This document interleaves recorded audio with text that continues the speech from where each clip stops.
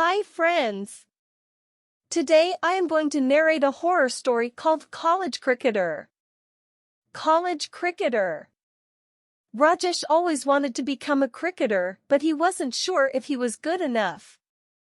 He joined a cricket club near his hostel. He lived near the outskirts of Hyderabad.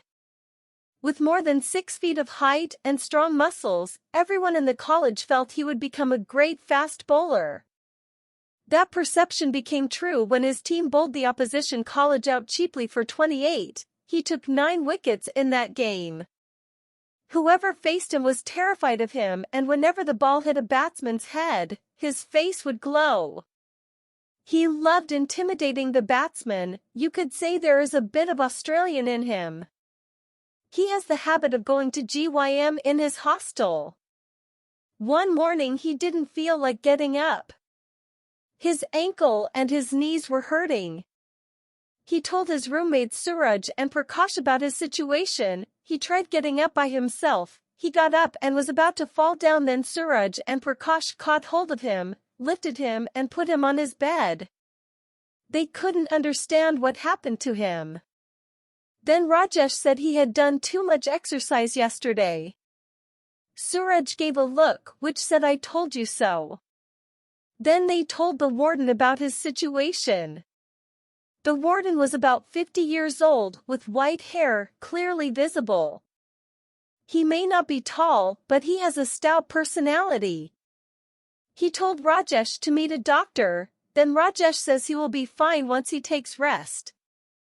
Warden tried to persuade him to meet the doctor. At first Rajesh felt touched by his caring, but he kept saying the same thing again and again. Then Rajesh tilted his face and said, "Sir, I will be fine, all I need is rest." His voice was weak and uneasiness was clearly visible on his face. A thin boy from the mess, wearing a red-colored shirt, brought breakfast, lunch and dinner to Rajesh's room. He thought he would gain energy from eating, but he was feeling sleepy and weak. He thought eating chicken has its own disadvantages. He always remembered how he slept in the class after having chicken biryani. There was a smile on his face. By night he felt better. He was able to walk with the help of an iron rod on the cot. It's a matter of one day to see. Nothing can happen to this body. He punched his muscles. When he opened his eyes the next day, he felt much weaker. It was Prakash looking at Rajesh wide-eyed. He was looking as if someone had died. Rajesh asked him what's the matter.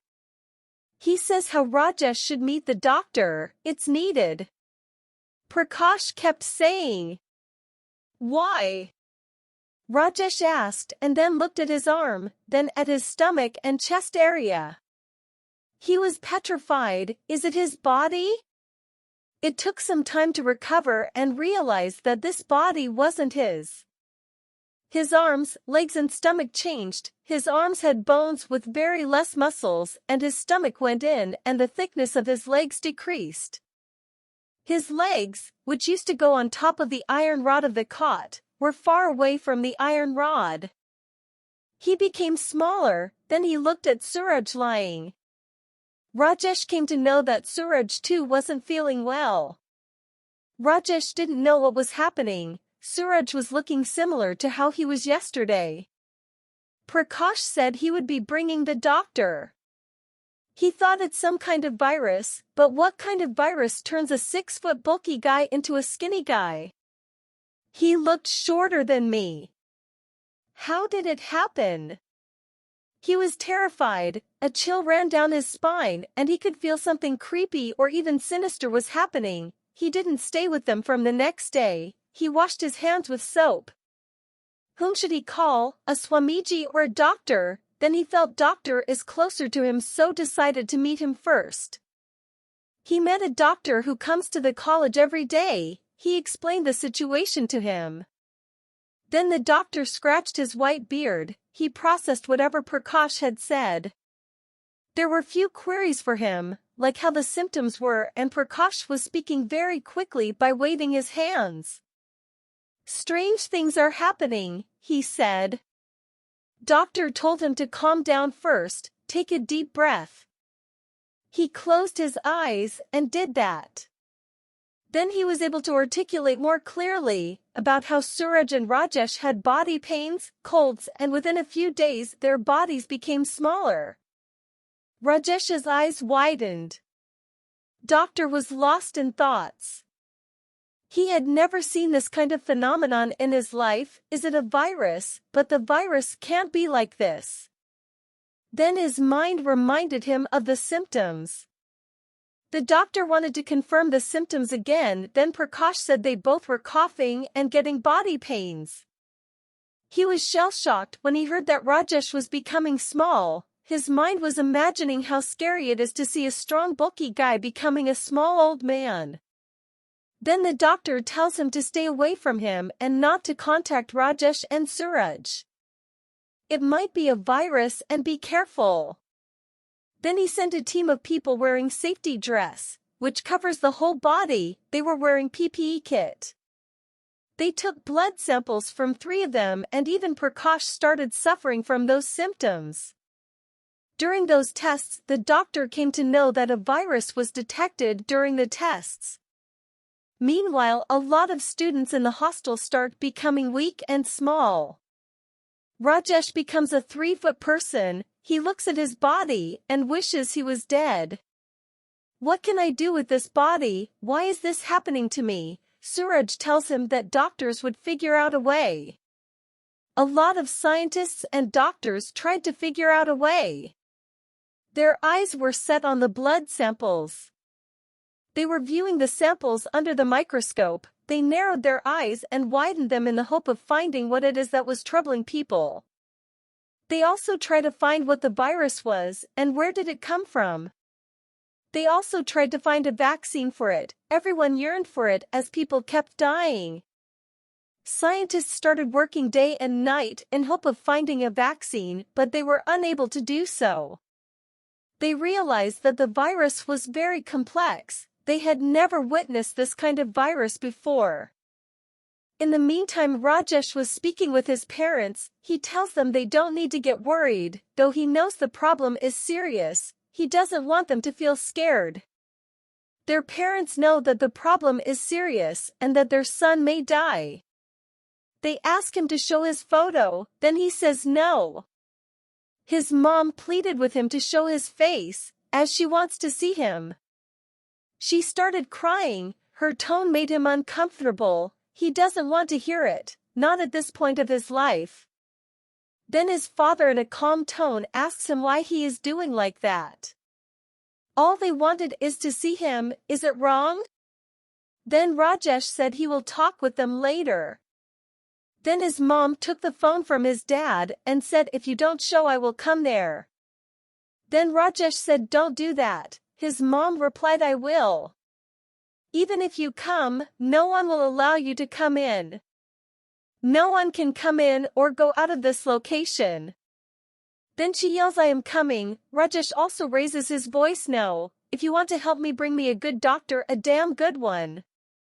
Okay? There was no response, okay? He yells loudly and then starts coughing. Their parents tell him to calm down. His father says he knows a doctor and will contact him and figure it out. He also says to calm down and that everything will be fine. Then both of them tell him to eat and sleep properly. His father was on his phone immediately. The government gave instructions to people to wear masks and not be infected. If touched, it would spread like a wildfire. A media channel had an interview with a scientist who says he found out that the virus didn't come from Earth. After an attempt to trace the origin of the virus, they find it might have originated from another planet. Some media channels said during the tracing process they found out the virus originated from a secret lab in the outskirts of the city. Some reporters and channels, on the other hand, blamed ISRO for spreading the virus because the people living around that area suffered from those symptoms. It was traced back to a scientist working in ISRO. thanks to WhatsApp, as different theories emerged, a Swami telling his followers it's the end of Kali Yuga, that message sent by Swami went viral and it created fear and panic among people. What is the real truth? No one knows except the government. Rajesh was coughing and sneezing. Now his dream of becoming cricketer is pretty much nil. He was lying on his bed, was feeling dizzy, and was unable to pick up the phone near him. Death is coming, it's near, I can see it, he said to himself. All he wanted to do now was see his parents tell them to be strong, but also didn't want to show his face. He wants them to remember how he was rather than a pale shadow of himself. He tried to lift his body from the bed and snatch the phone. He took his phone and dialed the number. He tried to keep his eyes open, the phone kept ringing, his eyes got closed and the mobile from his hand slipped away and fell on his bed. Hello Rajesh, hello. We have contacted the doctor, he is free now Rajesh. He wants to talk to you first. Hello. His father said loudly. Hello. He gets irritated, answer me damn it. His mother snatches the phone from him. He starts calling him, no response. Both looked at each other, they were unable to speak anything, they were petrified and were like two statues looking at each other. They have to face their worst fear now.